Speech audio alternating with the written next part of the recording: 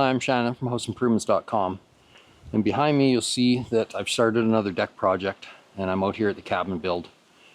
So this deck is pretty massive. It is 12 feet out from the cabin and 33 feet long. We've got some big timbers as posts and everything, so it's taken quite a bit of work to get it going here. So anyways, this video is going to show you how to work on the joists, get all the joists in place. And you might be wondering what all these extra rows of blocking are. Well, we're going to picture frame some of the edges and stuff on the deck too, and we need to add that blocking, so I'm going to show you how to do it and why to do it. But basically, if you look at this crude drawing, this is kind of what it's going to look like. This corner here is what you're seeing back here. So by picture frame, we're going to have some deck boards going perpendicular to the house, and they basically create a framework in there. And then we've got our regular deck boards going parallel with the house, like you would normally see. So we've got double rows of picture frame, and then single rows of the regular deck boards. So anyways, stick with me. I can explain it all a little bit better once we get going in the video. If you haven't subscribed to our channel, you're going to want to do that. So click subscribe, like this video, share it with your friends, and tell them all about Shannon at House Improvements. Okay, so to start out, I'm going to finish putting my blocking in here for the picture frame that's coming off this one piece of post. I've already got the framing in on that side, on the outer end, and I've got some of the blocks in here. So these blocks are because for the picture frame, these pieces like you've seen on the drawing are going to sit like this and not like that. So the picture frame's all perpendicular to the main boards. So we need blocking in here for these to sit on. Now, another thing, when I set this up, if I'm using two 2x6s for my picture frame, then I usually go with 15 inches. I think it's 15 inches. Sure, it's 15. Yeah, 15 inches outside to outside, so that then when my perpendicular main boards come on, they can sit on these here, and I can get the screws in to the little hold down clamps. If I made this just as wide as that, then these boards would be floating off the edge. So at 15 inches, it gives me a little room to work, and still catches these really well, and I'm able to catch the end of my perpendicular boards. So I've got a few of these to put in. I've marked these out 16 on center because my deck boards, or the product I'm going to use, my composite deck, can span maximum 16 inches, so that's what I used. The rest of my joists are all 12 inches on center. I just wanted it a little more beefy, take any spring out of it that there might be. So I've already got it pre-marked out, so I can line my blocks up with my marks and flush to the top. Tack with a nail. Of course, all my blocks have been covered on the ends with the pressure treating solution. This one's tight.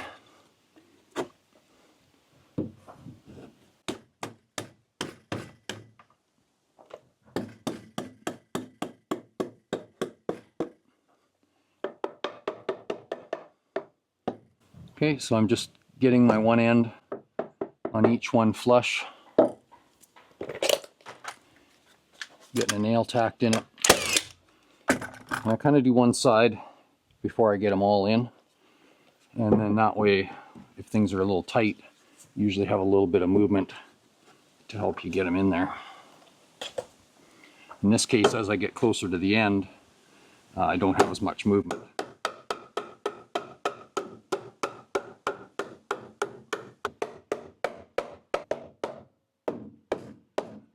Takes some persuading sometimes. Okay, I'm happy with that first corner here. And of course I'm using ACQ approved fasteners on all of this. Otherwise they will rot out over time and you'll have nothing holding your deck up. Just sliding a square down there and make sure the blocks are square. And I'm short on these fasteners, so I'm just putting the minimal amount in right now, putting a couple in each end. And then when I get some more fasteners, I'll add 2 more in each end, so a total of 4 for these 2x10 blocks.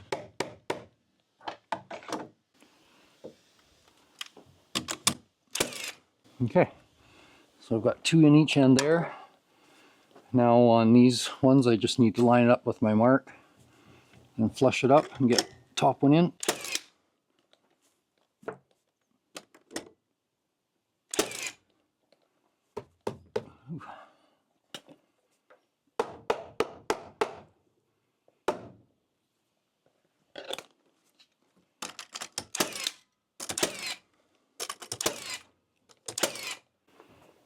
Okay, so that's our blocking.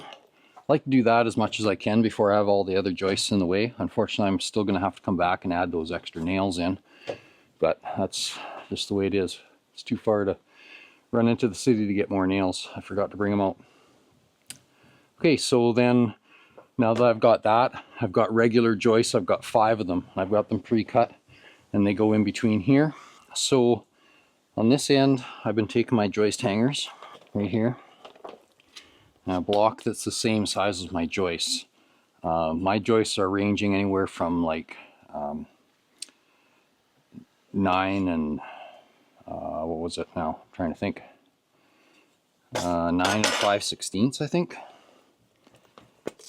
Yeah, they were anywhere from 9 and 5/16 to 9 and 1/8. So it's important that you check the end of the joist you're going to use and you set the hanger accordingly. If you just put all your hangers on and don't pay attention to where they need to be, then you're going to have trouble because these guys are up and down.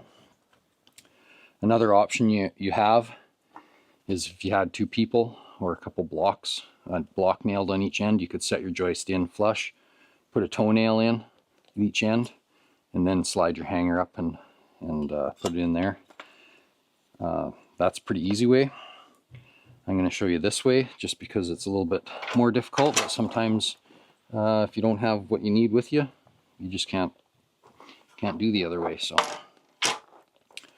take your joist, and I've got everything lined up or marked out here, sorry, and a square line down there. So I'm going to get my hanger on that side straight to the line and flush to the top here.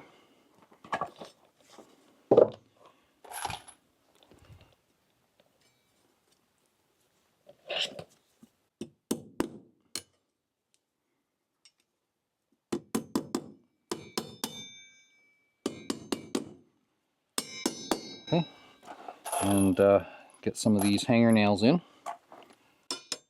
Just make sure you stay on your plumb line.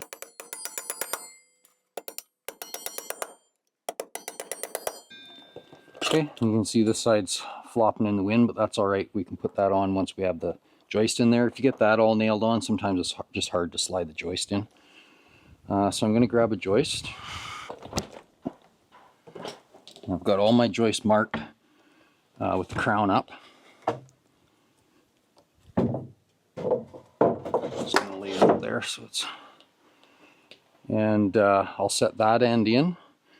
And then at this other end, I've only got a single beam on, which you would have seen when you watched the beam video, and that way I can pop a nail through.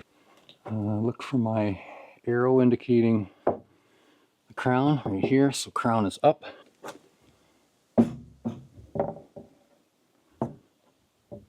So I can get that end in, and that'll hang there enough.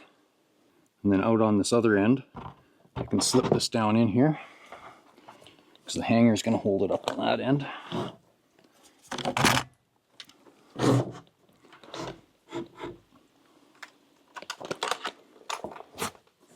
Just at an awkward height, this whole thing.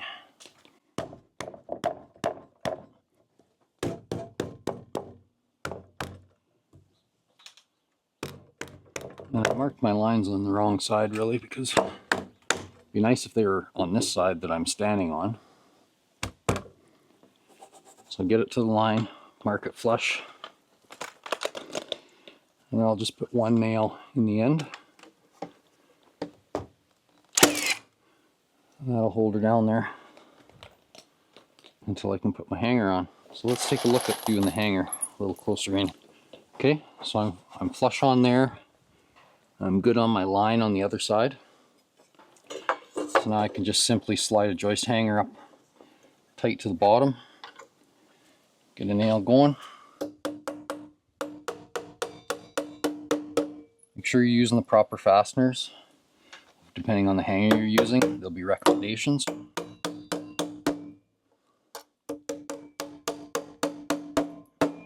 And you're putting a nail in every hole. Okay, so these shorter nails for my hanger, and most hangers really, all go in into your rim or your beam. Okay, now over on this side, I just want to push that up tight. Have a nail. I kind of have those little spike things. Sometimes they work, sometimes they don't.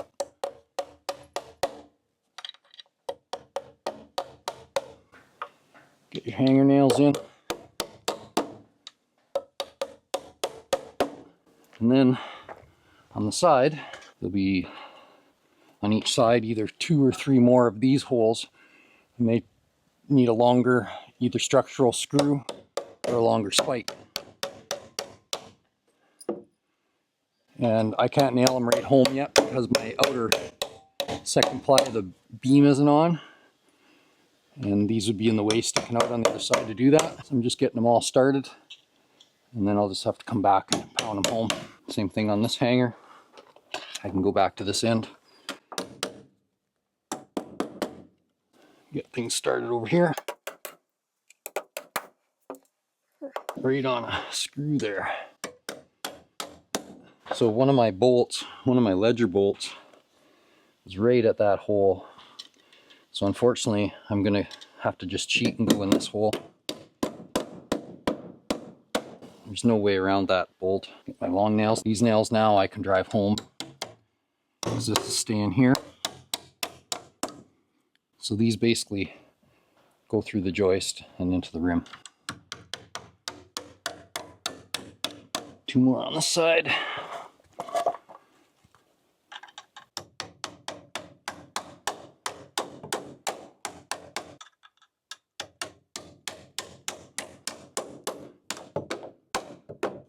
Okay, so those are drove home. So I'm just going to put in the rest of the joist just like that, and then I'll come back and I'll show you the center row blocking.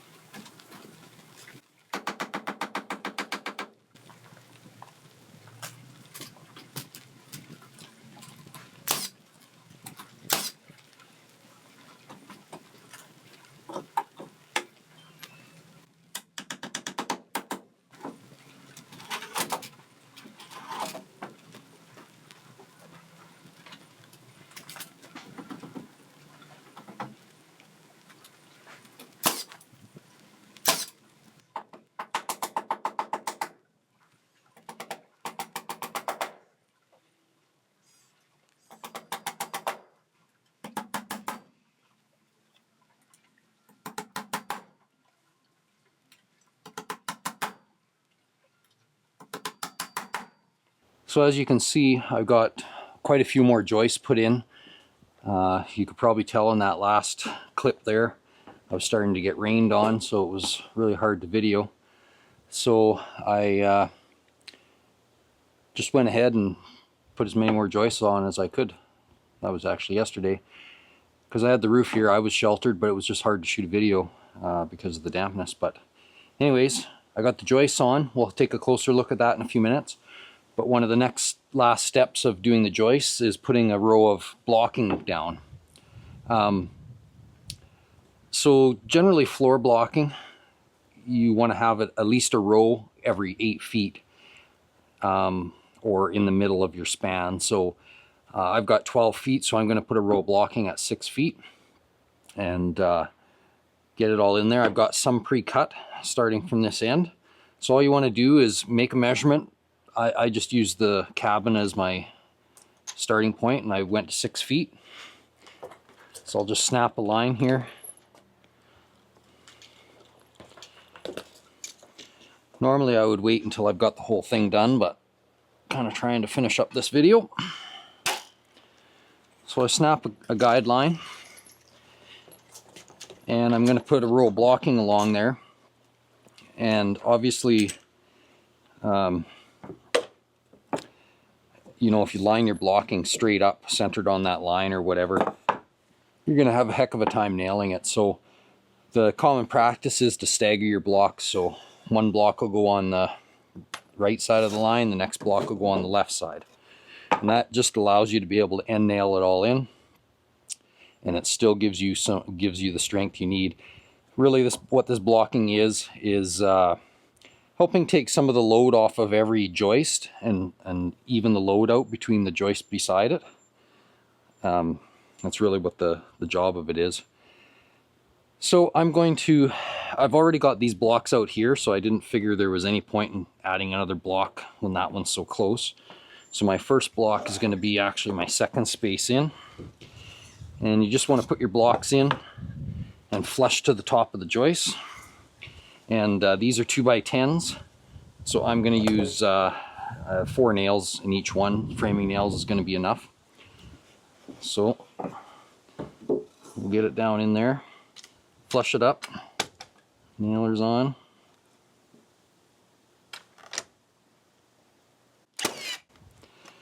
And then just get them plumb going down, up and down.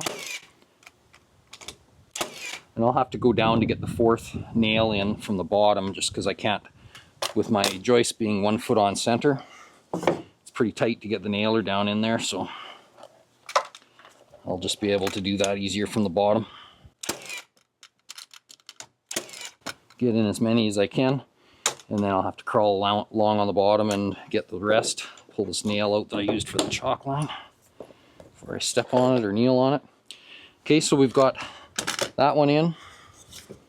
This will be my next one, so I just jump over to the other side of the line. Put it in plumb.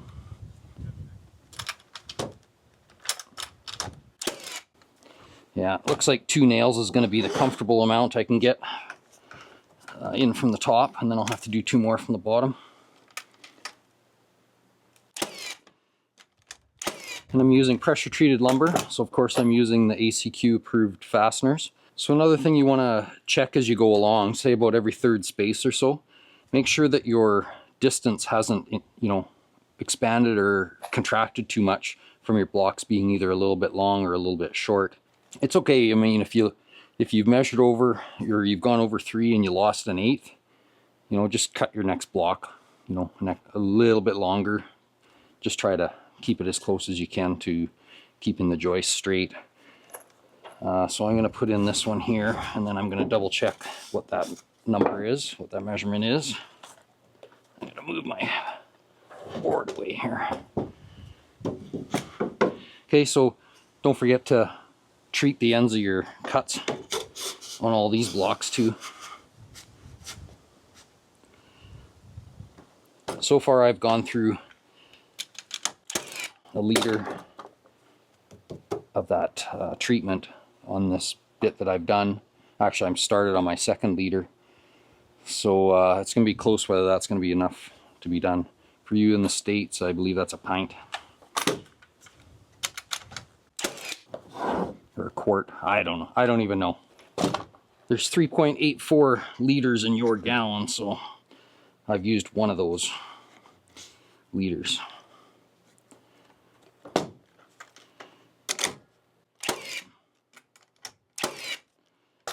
Okay, this one must have a little twist in it. Just zonk it over and see what we got here. 37 3/4. I think that's what I was out on this edge. So I'll just go back. Yeah, just go to an outside edge where you've done your layout to determine that measurement.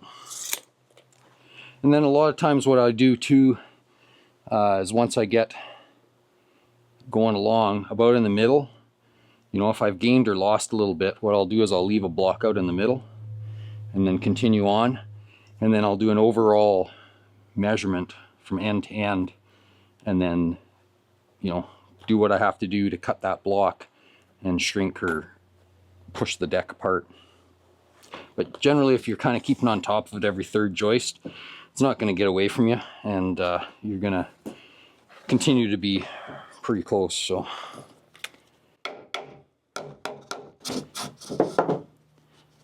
okay, so it's really just all the same thing. Flush it up, plumb it up, nail it.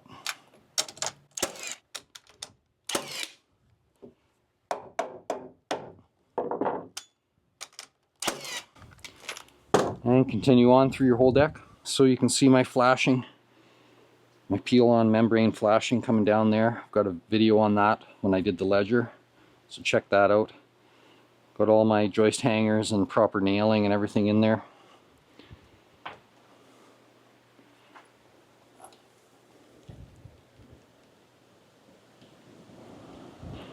can see my joists are, they're not tight, but you need a little bit of room to get them in there, but you know, you don't want them 1/4 inch short. Here's my blocking.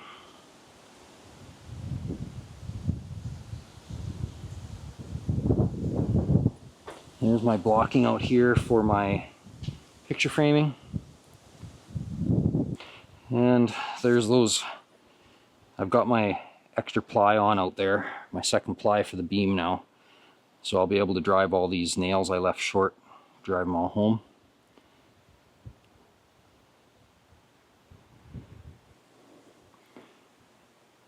Okay, so it's coming along. I'm pretty much halfway.